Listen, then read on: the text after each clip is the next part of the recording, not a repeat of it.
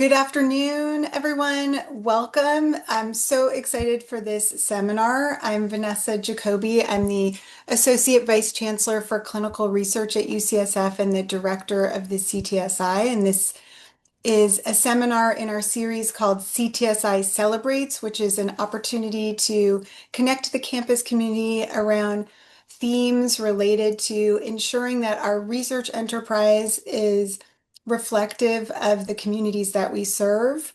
And we're really happy to engage with multiple different people today to celebrate National Disability Employment Month. At CTSI and in the Office of the Associate Vice Chancellor for Clinical Research, we really want to ensure that research participation is accessible to all people. And we know that people with disabilities often have more challenges and obstacles to research participation. So we're really excited to have this panel of experts to help us think about how to improve. And then another area that we're really focused on is how can we support research to improve the health and well-being of people with disabilities. So I'm hoping we'll be able to talk about that as well. So thank you so much to the panelists. I'm going to introduce our amazing moderator, who's my close colleague, Dr. Tung Nguyen, who's the Stephen McPhee Endowed Professor of Medicine in the Department of Medicine and the Associate Vice Chancellor for Research, Opportunity, and Impact, and my multiple PI colleague on our CTSI. Tung has done amazing work increasing inclusion of research participants across all different groups at UCSF, and I'm really thrilled for him to moderate this panel. Thank you so much, Tung. Thank you, Vanessa. Thank you, everybody. Welcome, and thank you for joining us for CTSI Celebrates Disability Awareness Month. We have great panelists who will discuss the issues related to disability and health research. Just a quick reminder that since 2023, people with disability has been designated as a health disparity population by the National Institutes of Health. And that despite everything that's going on out there, health disparities remain an active area of research at the NIH. I would be surprised if any of us don't know someone who has a disability. And as a primary care physician, I can say that the chance is very high that we all will be a part of this population eventually. So this is an issue with major implications both for us personally, but also for health and science in general. So without further ado, I want to introduce our panelists. Dr. Valerie Black is a social and cultural medical anthropologist whose research examines the relationship we form through and with the technologies we use. And her work demonstrates how these relationships are not only reflections of ethical considerations, but are also active sites for addressing ethical challenges. Her research focuses on AI in mental health care and the use of generative AI tools in workplaces. And she also draws on her background in disability studies to explore more inclusive approaches to neuroethics. And the principle of nothing about us without us guides her work. Our second panelist, Dr. Clarissa Kripke, Professor of Family and Community Medicine. She has special interest in the primary care of transition-age youth and adults with developmental disabilities. Dr. Kripke directs the Office of Developmental Primary Care, a program dedicated to improving outcomes for people with developmental disabilities across the lifespan, with an emphasis on adolescents and adults. And last but not least, Cecile Puretz joined UCSF in 2022 and is the Assistant Director of Disability Access and Inclusion in the Office of Opportunity and Outreach. And in this role, she coordinates a Disability Resource Center, a dedicated space for disabled students, staff, faculty, and their allies to build community and explore disability identity, culture, and pride. Cecile also responsible for providing consultations, trainings, and resources to UCSF around developing accessible in-person, remote, and hybrid events. And she worked closely with campus and health partners to develop cultural events and programs that focus on the intersection of disability identities, health equity, and disability pride. And so thank you so much all for being here. What a great panel of experts. I have a couple of questions to start with. For the audience, just feel free to put questions in the Q&A. and we will definitely make time at the end for your questions. And so we'll start with the general questions for all of you. What are some challenges that people with disability have with research participation in general? And specifically at UCSF, if you have any thoughts about that. So we'll start maybe with Clarissa. Sure. So the issues for people with disabilities are similar to the issues that come up for our other marginalized populations. They include research that causes harm or exploitation, exclusion from research, which denies people a policy voice, because without data, there is no policy. Research priorities that are opposed to community values or competing interests of different impacted stakeholders. For example, with my developmental disability population, parents and service providers often have very different agendas than people with disabilities themselves. And there can be rifts between academic and community stakeholders, and a lack of trust. So those are the types of problems in general that this community faces. Thank you. Cecile or Valerie? Sure, I'm happy to jump in. Thank you for that introduction, Clarissa. I think also just in really concrete terms, thinking about some of the attitudinal barriers that continue to pose barriers for folks with disabilities to participate. And by attitudinal barriers, thinking that disabled people are unable to have a voice for themselves or unable to consent or to make decisions that affect their lives.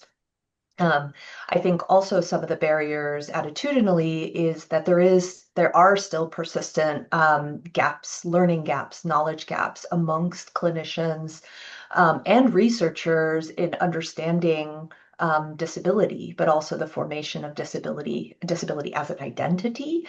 And so I think so attitudinal barriers, there's still a lot of implicit bias. But then also we think concretely about the actual clinical research settings, that there are real physical barriers for people to access those sites or those spaces, as well as communication barriers. So maybe the consent forms or the application forms are not in an accessible format where someone could access them. And so that may intentionally and unintentionally exclude people with disabilities from actively participating. And then the third thing I'll just say in terms of a challenge is that we tend to think only about disabled people as participants or patients or clients, but we don't actually frame, think about our approach doesn't really actually consider disabled people as content experts and as researchers themselves.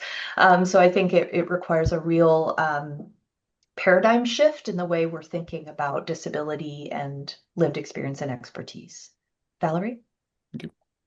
These are wonderful answers. Yeah, I would just love to add, I myself, like, I am a disabled researcher, so that really resonates, and that informs a lot of my thoughts and things I'm going to be saying today. And in really simple terms, I think oftentimes, and again, this is reflected in the previous answers, but needing time and flexibility, and like for those to not be interpreted as lack of interest, lack of commitment, I think that can be really, as a major challenge. And I think too, it's like, there's challenges in terms of participating in the research process. And there's, again, challenges in even getting to the point of participating in the research process. And I'd love to share a quick, anecdote of the latter that happened recently for me as a researcher working on recruiting an interviewee who was themselves, a disabled person. And they wanted to make sure before agreeing to do the interview, what do you mean by disabled? And what behind that question was a question, do I count, in your, for your research purposes as disabled? Not does my disability match what your, but truly it was sort of it really struck me that this is someone that had in other research experiences, not at UCSF, but in, prior, research participation had sort of been invalidated, by made to feel like their own disability didn't count as really disabled, and therefore, they were not necessarily evaluating me to make sure I had the right understanding, but almost that they had kind of internalized that to feel like I don't know institutionally if I show up this way, and that, I found that just so distressing. And so I think it's just so important that, like, if in the research process if the researcher gets it wrong with their specificity, they need to own that mistake and not allow that to kind of reflect back onto someone that they don't count. So just little things like that, I think, really add up to barriers for people to even feel able to participate in research in the first place. Thank you. As I was listening to your answer, one question popped into my mind about the ethics of it in terms of consenting people. I think Clarissa started talking about some consent, and consent's come up a couple of times. It's interesting, particularly people with developmental disability or other intellectual disability. How does that work? If they're coming with, I mean, I'm used to doing work with other populations that don't speak English, for example, and usually there might be a third person in the room when I'm trying to work with them on consent. How do you think about consent in situations where people need other assistance, whether it's translators? Like, I mean, we've heard about, at our HERE symposium, there was a great talk on the use of translations and sign language for people participating in research. How do we handle those kinds of issues with a third person in the room? Yeah, that's a great question. I work with people with developmental disabilities, and some research can be exempt because you're working with large data, public benefit data sets or other kinds of data sets. But I think we really need to balance protection of people with disabilities, and there's certainly been plenty of abuses of that, with inclusion and not just writing it off because it's too hard to get consent. And so we could go much farther in making consent forms accessible, like presenting them in multiple formats, in a video format, in a plain language format, using pictures, meeting with people one-on-one to accommodate their learning style. So we can not have just one single, very technical, lengthy informed consent paperwork, but we can have multiple ways for people to access that information. And I also think that we could be helping to feel more confident by making sure that community agencies that represent the population that we're studying provide letters of support and suggestions, and that we have people with disabilities on our IRB who might be more creative and have more experience with how we can include people, or representatives from those organizations.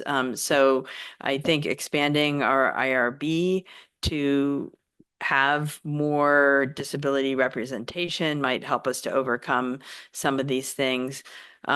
Proxy report and proxy consent are going to be necessary, but there is a difference between self-report and proxy report, and I think we can work a lot harder to make patient-reported outcome measures that are accessible, cognitively accessible, physically accessible, programmatically accessible to people with disabilities.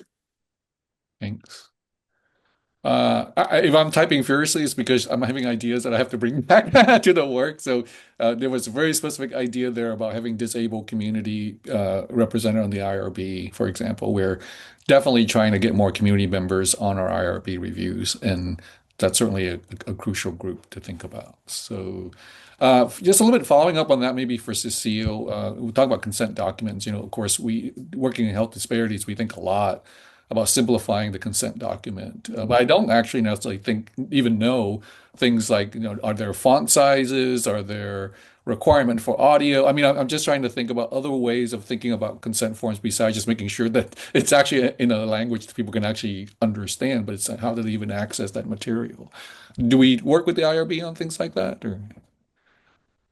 I actually think this is a really timely topic just because of updates to Title II digital accessibility regulations and the importance of UCSF right now is working very hard, our IT teams, but also enterprise-wide on ensuring that all web and app content is digitally accessible by April 2026.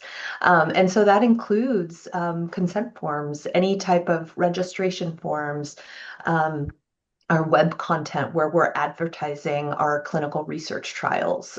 So I think it's really vital that we are thinking about, as Clarissa mentioned, providing things in multiple modalities. If we have a PDF form, making sure that we're running the accessibility checker on those PDF forms. So I think it's absolutely important, and I'll talk about this a little bit later, but ensuring that we're also providing a mechanism for people to request accommodations to participate in clinical research. So there is an approved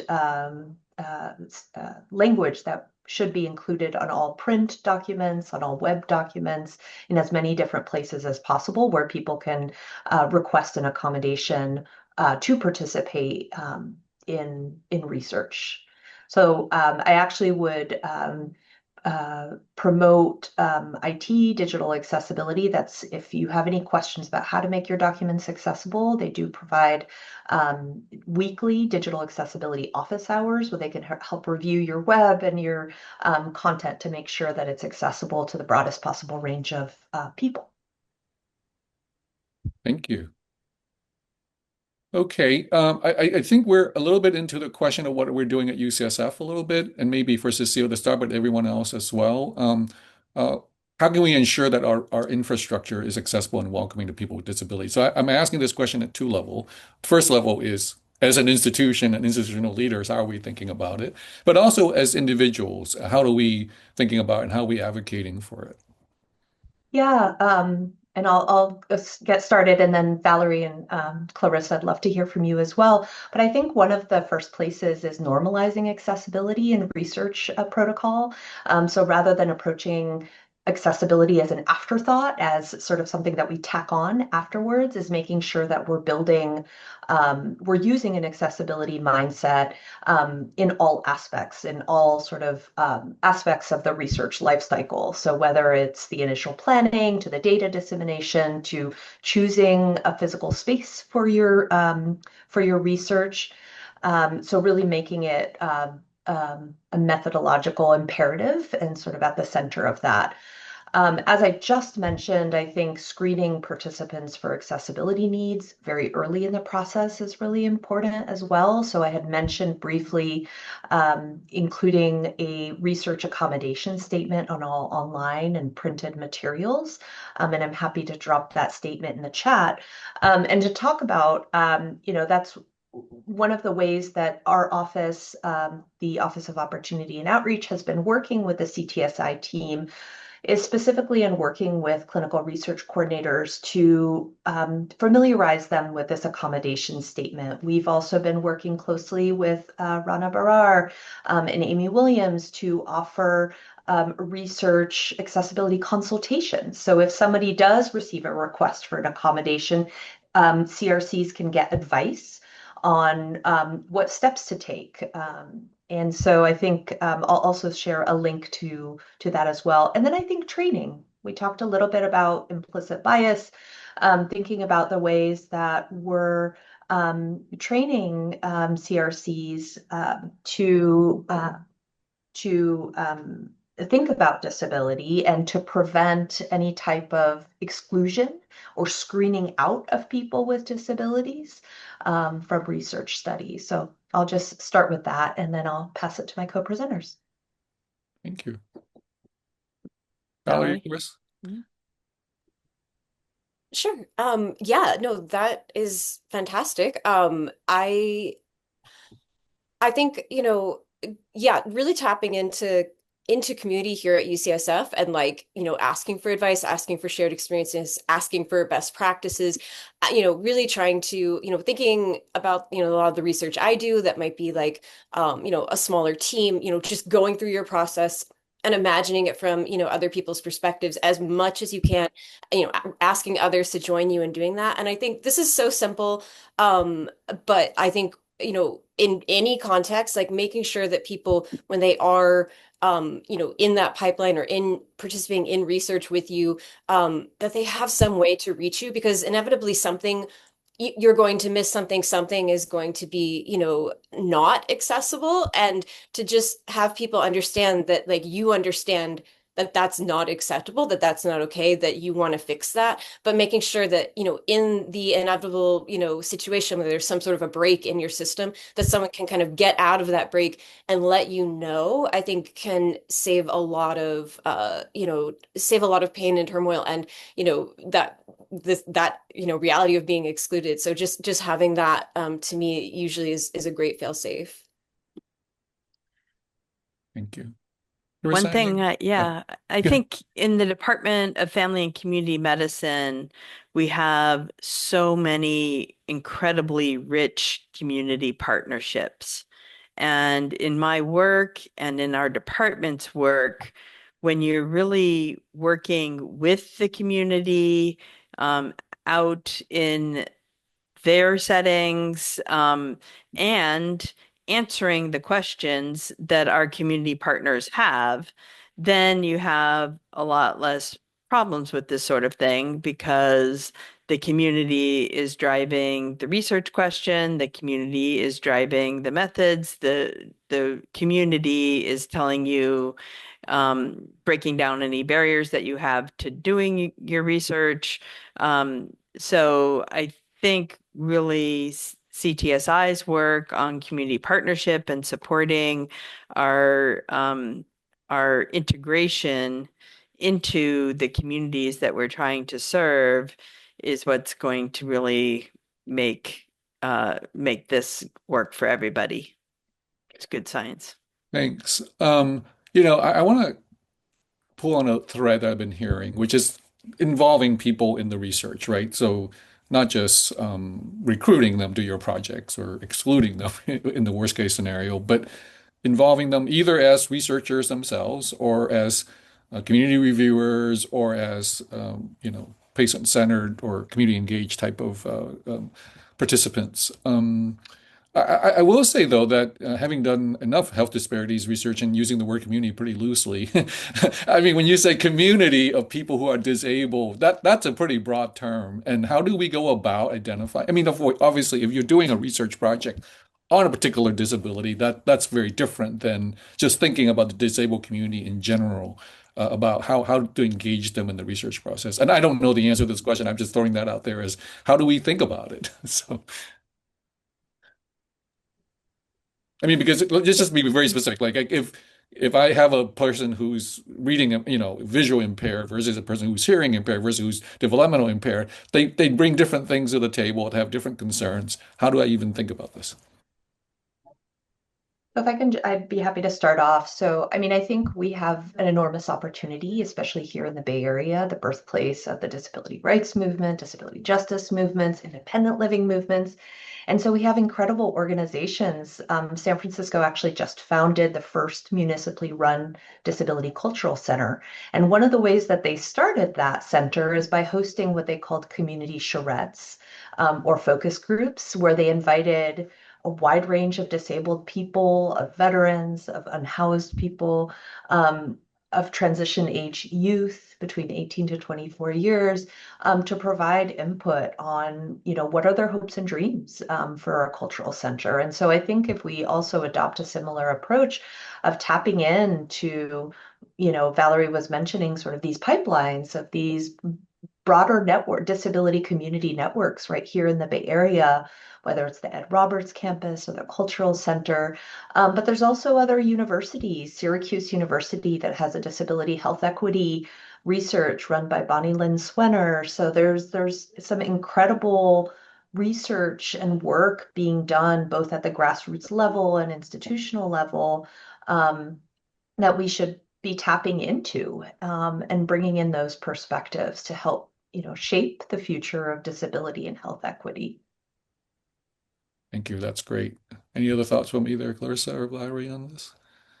I think yeah, maybe that was just such a wonderful answer. I think the only things I can think to add, just in terms of, I really appreciate how you put the original question of like, just that recognition that, people have a lot of different experiences and a lot of different access needs. And like, it's not like you're going to, figure it all out and understand it all. The fact that you don't know, knowing that you don't know everything you need to know and just staying in that mindset is actually quite valuable in and of itself. Just continuing, yes, exactly, to seek out and to ask, and just not feeling, if you feel overwhelmed when you realize how much you don't know, you're getting into the right place. I think as a researcher and as someone facilitating research.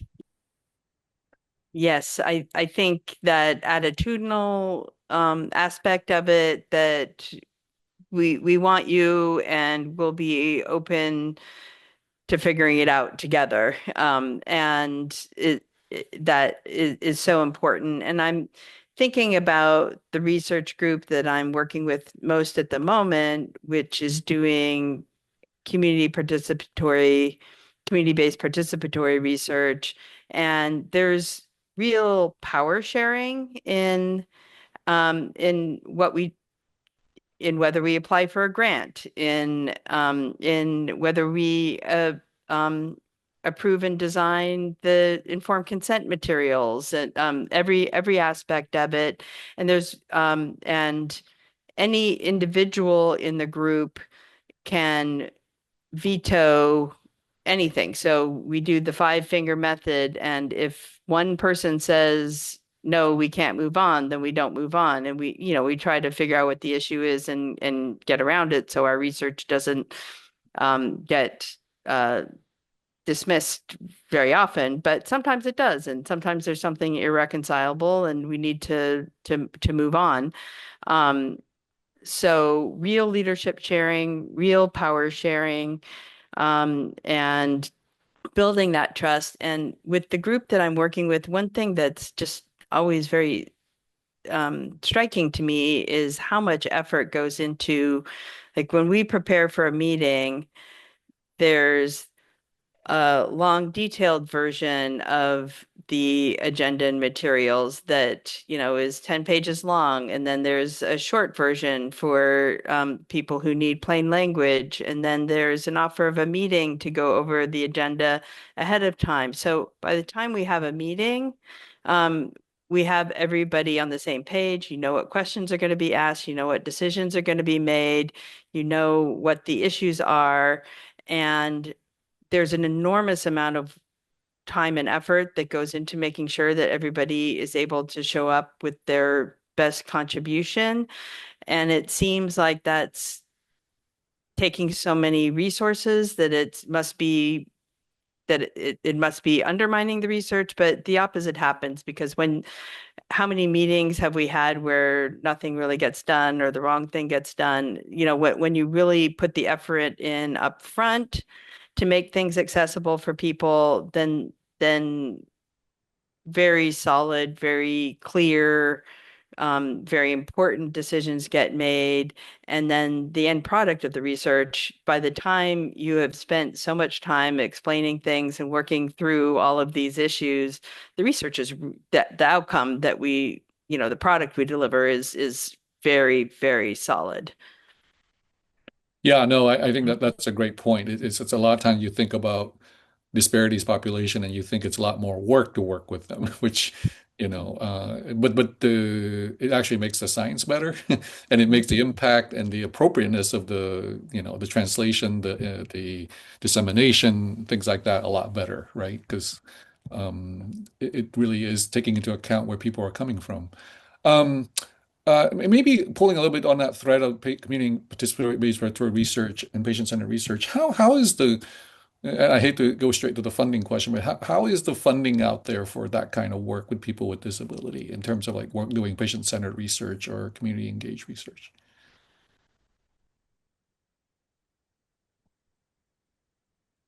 Before the I beginning of don't, this year, even.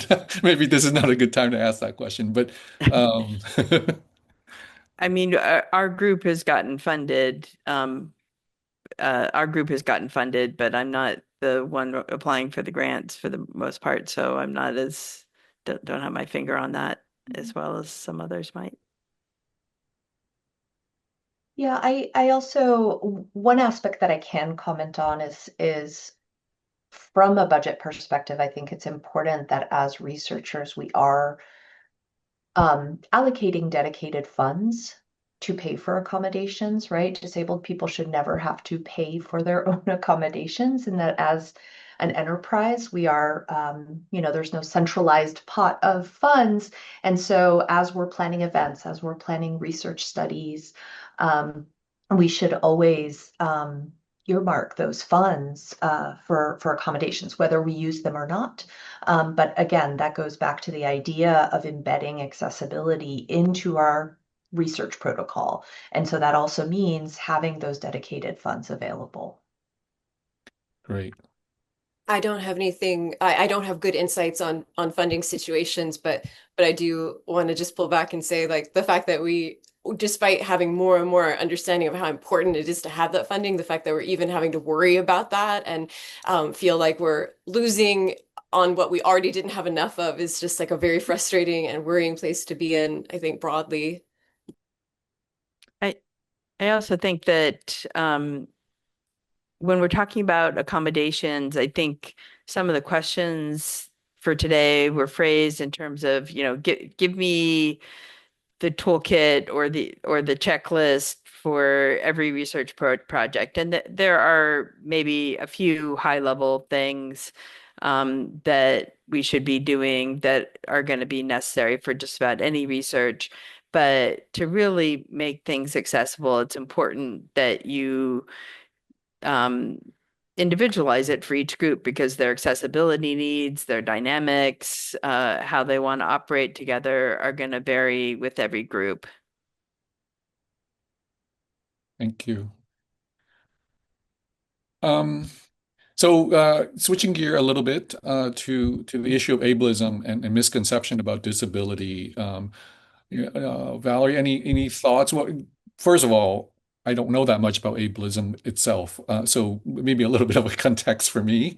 But also then sort of what are the misconceptions about disability and how are they related to ableism? So, Yeah, one of my, I don't have it up on screen right now, but if you're looking for a great go-to definition of ableism, I can't recommend enough Talila Lewis's working definition. It's a definition that is evolving, and it is. I think there's going to be an update coming this year, actually, and I think the process, the very fact that it is something that is evolving, and somewhat open-ended, and I think it speaks to the fact that it's a complex thing to understand, and it is so systemic and intertwined with so many forms of exclusion. I think as far as like misconceptions around a disability, around ableism, I mean, there's just so many.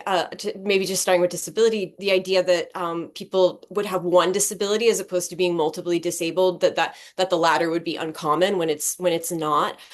Just very simply the idea that you can recognize, visually see if someone is disabled or not, or that the degree of how visible or apparent a disability is relates to how the degree of impact that it has on someone's, life. The idea that people even themselves know what their disability is exactly, if they, understand themselves to be disabled, or that people would openly identify, would even feel that they have access to identifying as disabled, that they've had, medical care and, recognition and support. I think, and just that people who are disabled are comfortable for asking for accommodations, that they feel empowered to ask, that they know what to ask for. These are not automatic built-in things. And I think with ableism, that I think big misconceptions are the fact that, that it's obvious, discernible, clear, that it's always going to be interpersonal bias versus structural and systemic, that it's going to be something intentional versus, more often than not, I think very often being completely unintentional, that it's something that only impacts, people who are disabled, and that's not at all the case. I think ableism is so much bigger than that. It impacts caregivers. It impacts a lot of our attitudes and orientations to showing vulnerabilities, to being able to ask for or expect any type of help or support in our workplaces, in, just pretty much every aspect of our lives. And I think, something I like to emphasize, as an instructor, as a writer, is just that ableism really is most effective when it doesn't seem like ableism, but just seems instead like that's just how things are. That it's not even an invitation to question that. And yeah, so I think just it's frustrating maybe to kind of think like, wow, just even understanding what disability is or understanding what ableism is, like that's already a hard thing to do. But again, like, to something, we're talking about earlier, just when it is difficult, again, you're in the right place to even be recognizing that, and thinking about that is just incredibly helpful.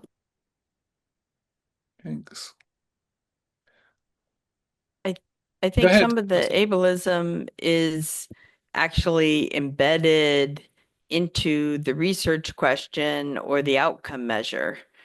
And that, building on what Valerie said, is often not obvious to the researcher. An example might be the concept of quality of life year being an outcome measure, so that a non-disabled year of life is more valuable than a disabled year of life, for example. Um, and or words that people use that aren't favored by the community. So it's really important that we start very early, even before you write the grant, even as you're constructing the research question and the outcome measure, to be including the community and thinking about ableism. As you were saying that, just the light bulb goes on in my head, and I'm like, well, we do a lot of quality of life measurements. We mean, so much of health research is about coming up with good instruments to measure these things. Are we doing the right thing? I mean, are we asking these questions, and are we looking at these instruments in a way that is more than just, well, quality of life is being able to do certain things? I'm just throwing this out there as a very generic, but all of a sudden, it's poorly formed in my head, but I think it is actually philosophically quite important here.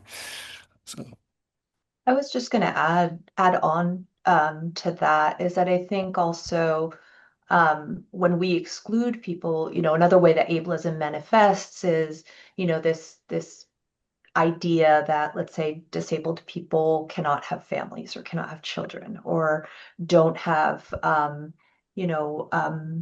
health disparities around reproductive health or STIs. And so when we're, which is incorrect. And so when we're not creating research that's actively involving disabled people around reproductive justice and reproductive health, we're also perpetuating those healthcare disparities because of that implicit bias and idea, where disabled people can live perfectly fulfilling lives and relationships and families. And so I think it's also important that we don't exclude people from those important studies. Dr. Nguyen, based on what you were saying, I was thinking about the study that I had read that asked people who were hospitalized what would be worse than death to you. And people said things like, if I were incontinent, or if I needed to use a wheelchair, or if I had a cognitive deficit like dementia. And I'm thinking, oh gosh, that describes all of my patients, and they aren't all suicidal, and they aren't all saying they have a right. suffering quality of life. So yes, I think the quality of life, when we define poor quality of life, when we define disability as suffering, um, people with disabilities don't view their lives like that. Incontinence, it's like, every grocery store has an entire aisle of incontinence products, and they aren't all suicidal. And anyone over 50 who's had a baby, who's a woman, is incontinent. That's not, when people I think that's their inherent ability bias, that they what they imagine it would be like to be disabled rather than what it's really like to be disabled. Absolutely. Again, I cut my teeth on racial ethnic health disparities, and so we're always asking the question of, are the measure and the research instruments, are they translatable, applicable across cultures and languages, right? But I'm now here, I'm actually thinking, well, our quality of life measures actually translate across different populations, and the way they live their lives with the whatever ability that they have, right? So that kind of I'm thinking more methodologically now, but I'm thinking, how would you go about doing this work? And can you actually use a single instrument to capture the meaning of quality of life? I'll be a little personal. I mean, my dad. I mean, I got very clued in on disability issue because I was a full-time caregiver for my dad for the last 5 years of his life. And first he had some physical problem, and then he had dementia, and all of these things that came up. And I remember clearly taking him to. I had to get a California ID for him because he was like 85 years old, and of course his driver's license expired, and he was going to drive. But I had to have an ID for him. I figured I can't do anything for him without an ID, so I had to take him to the DMV to get this. And the whole day I was stressed out about it because of, like, how do I drive him there? I got to get my wheelchair. I got to, and even though, the DMV was accessible, it wasn't that great. And just that sense of like confusion of like how the system is not set up to make this easy came home pretty quick. But then it also made me think a little about this intersectional issue. So there are, I think, and I think even in the documents around the people with disability as a health disparities population, a huge emphasis on the fact that if you're another minority group, like if you're whether a woman, not a woman, but a racial and ethnic minority group, a Latino, people who speak English, talk to me a little bit about thinking about that in this intersectional way. Like how does this work from where you're sitting? There are different conceptions of disability. Disability is can be defined as inability to participate. It can be defined as an environmental problem with social or physical exclusion. It can be defined as a disease or an injury. So there are wide varieties of attitudes towards people with disabilities and conceptualizations of disability cross-culturally and among different groups, and also what the relationship is between family and do large extended family networks take care of people with disabilities, or is that a role of government? I mean, there's a lot of different aspects to think through. I also, just building off of Clarissa's response, Valerie talked a little bit about it in defining ableism and these sort of interlocking systems of oppression that may impact somebody. And so someone may have a sense of fear because they're disabled to go see a healthcare provider, but they may have an additional layer of fear because of their undocumented status, right? And so I think that as clinicians, as researchers, as advocates, also recognizing that there may be multiple layers of what is preventing someone from accessing the resources they need. And those resources might even not be designed in a way that's culturally responsive. And so I think that I actually appreciated your response, Tung, around, is there actually a single instrument, right? Or is that instrument actually designed in a way that is culturally responsive and with the participation of those who are most impacted? And in fact, in the 10 Principles of Disability Justice, they talk about the importance of centering the leadership of those who are most impacted because they are the experts of their lives. And so may also have, ways of designing experiences or of conducting outreach to the community that may be more effective and aligned. yeah, barriers to exclusion, like like I think you can't really even begin to understand disability without understanding, intersectional barriers and in the US certainly like there's such a embedded history of the ways that the ways that folks are excluded, like drawing on particularly intersection of race and disability. Like there's just so many histories and legacies of how interlocking exclusion works, and really magnifies that experience of just not even, I think, in care settings even being able to get access to care in the first place. And yeah, I just like for me personally, I think one of the things that, I've been a lecturer at UC Berkeley School of Public Health, and something I would always try to convey to my students in terms of helping them to get any sort of access needs that they needed, in their education, was just understanding that you can show up in grad school and have a disability and not, have had resources to understand that, and to have someone, give you the support that you need, tell you how to access it. And particularly, I think, where socioeconomic status, intersects with disability, that, creates so many barriers for people to ever even have recognition that, they can access having rights to care and support. And I think that's true in so many settings, in so many contexts. So I mean, it's just so important to really understand that even just basic terminology around like asking for access needs is just so not evenly distributed and never has been. And that absolutely needs to change. Thank you. I do want to say that all this talk about instruments and quantity, I just want to make a pitch that since Valerie's an ethnographer, that maybe sometimes you got to use the right tool for the work, right? So maybe instruments aren't necessarily if an instrument is not uh, good enough to use across multiple populations, then maybe we should stop using the instrument and only use the ones that are good enough. So, and then do more qualitative work. I want to switch over to audience Q&A. So there's a question. I'm just throwing it out to whoever wants to take it. What is the best practice to ask our disabled or needing access colleagues what they need from either a website or a survey? Is it enough to ask on the survey or the website for them to contact us for more accommodations?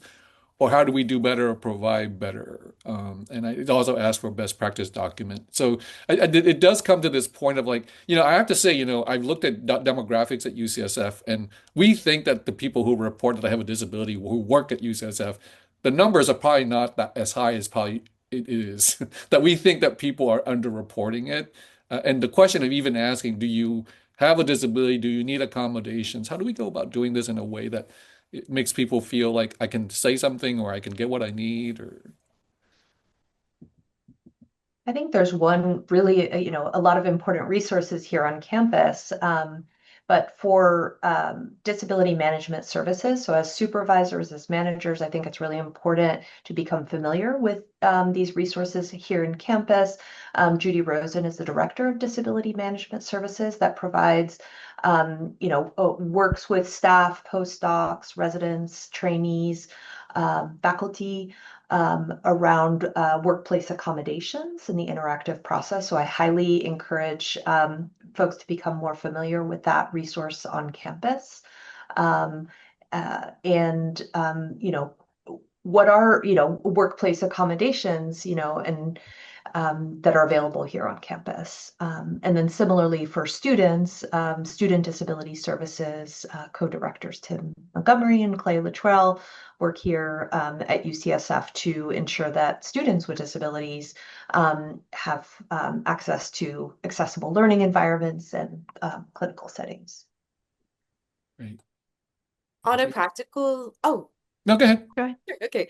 On a practical level, I think when asking for people to share, what they need, just giving examples without and clarifying that this is not, an exhaustive list, but just I think a lot of times people feel very intimidated what can I ask for? Maybe people feel guilty, like this might be asking for too much. I don't know what kind of resources you have. So just making, if you're asking people to sort of say, giving them some ideas of like, where, what kind of accommodations are you have ready to go. But again, making it very clear that like there can be more, this can be a conversation, just so people feel less pressure about, because it is really intimidating to ask for help in general. And it's super intimidating to ask for help when you're not sure how that's going to be received, or if people are going to judge you or think less of you. I mean, it's like, just even in a very innocent question like that with the best of intentions, it's possible that people can go through a lot of anxiety around whether or not they'll be taken seriously. Thank you. Yeah, I agree with that. So think about if you know the population that you're trying to reach is going to need certain thing. If it's elders, it doesn't take a lot to predict that they're going to need large print, or that they're going, that they might need have hearing disabilities included. And so you can offer different versions of your materials to people and say, use the one that works for you best or something like that.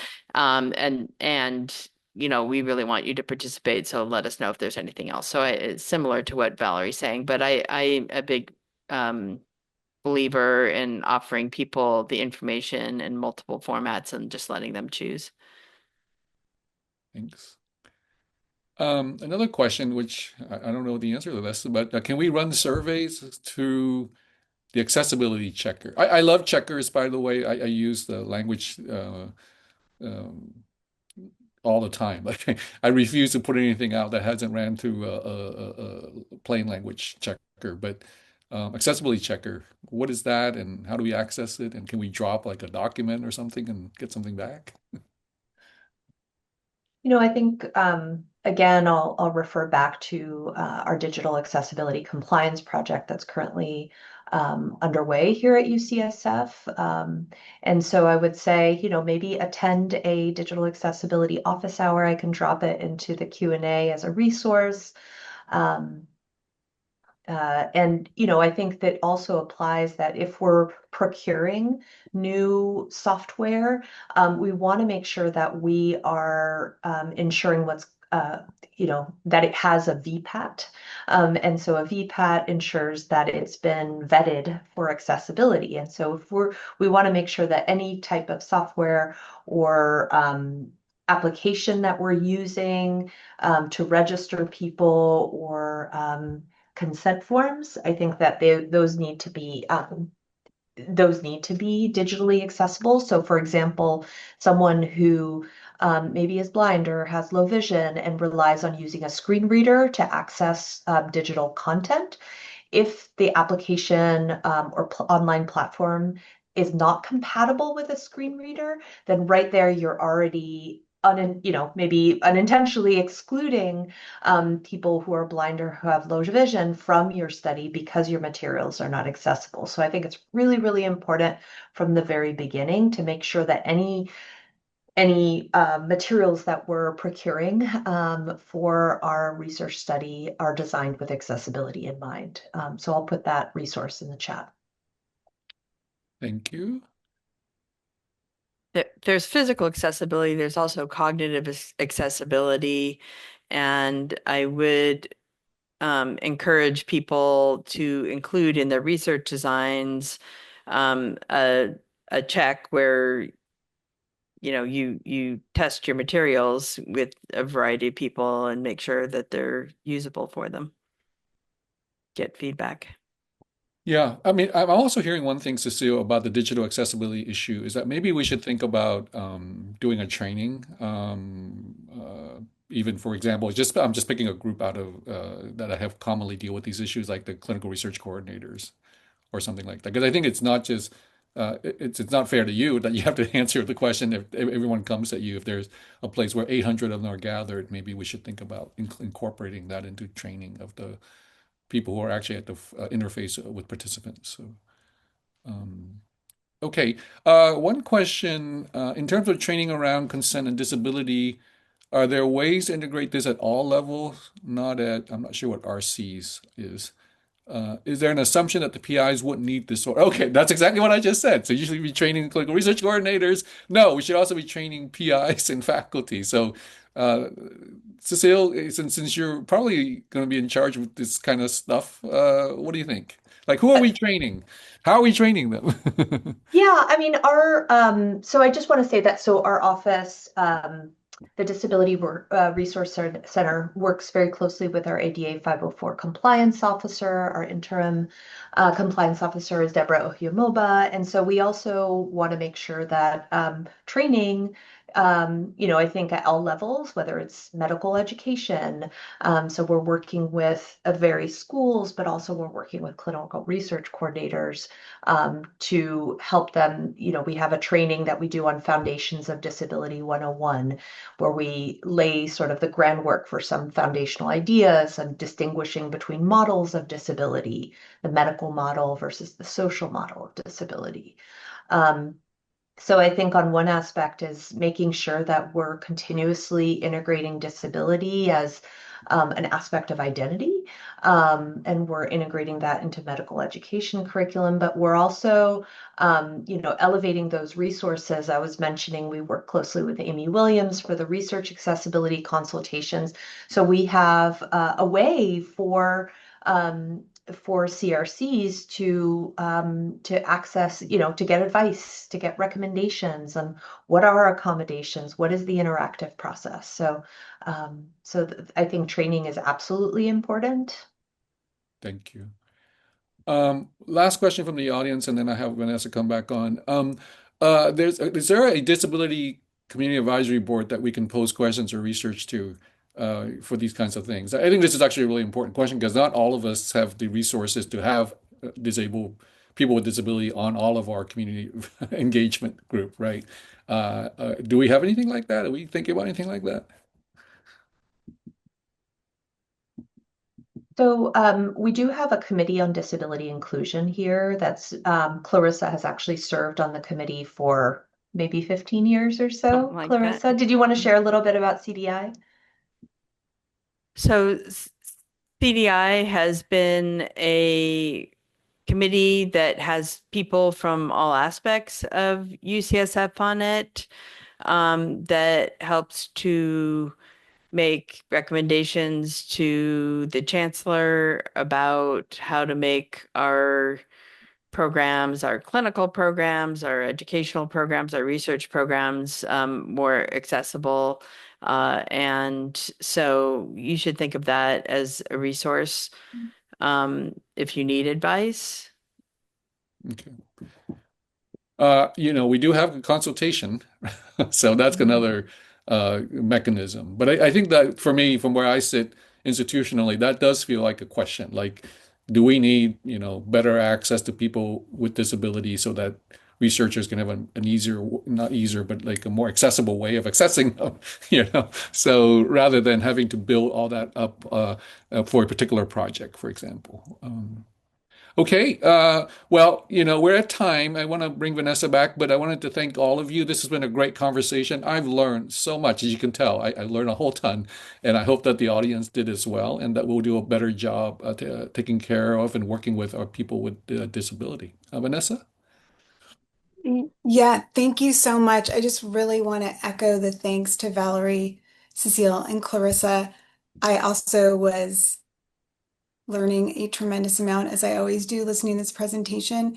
And I just wanted to highlight two themes that I heard. That one is sometimes even months that are set aside or days that are set aside to recognize certain populations, sometimes people have conflicting opinions and feelings about this because it can amplify the otherness, right? It shouldn't be only a month that's recognizing disability. It should be every day, all the time. And so that was really a theme that I heard today as a take home in the research community, that I think, Valerie, you said this around normalizing inclusion of people with disabilities in all the research projects we do. So I want to really think more deeply about how we can amplify that in the research community as we do with many other characteristics of people when we think about inclusion in research. And then the second theme is I saw almost all of the questions, which were excellent, were related to where can I get help? How can I get help?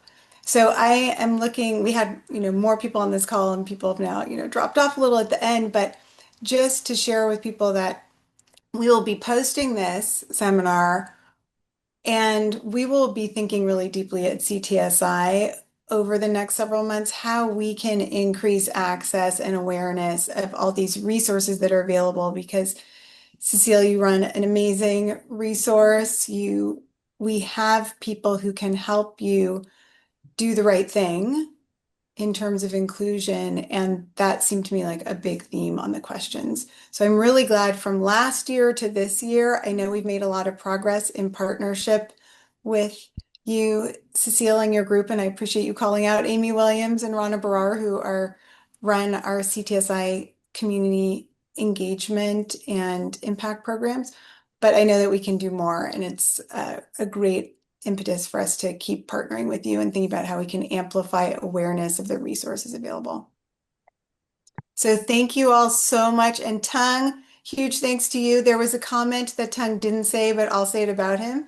In the comments, there was a comment that it was really helpful. Someone said to see Tung just recognize what he doesn't know and his learning, and that normalizes for all of us how we're all on a path of learning more about how to be inclusive of all of our populations in research. So huge thanks to you, Tung, and really look forward to having people look at this. Netta, can you share people? This will be posted on the CTSI website and promoted as such as well, correct? Correct. Okay, great. Thank you so much. Thanks, everyone. Thank you. Thank you.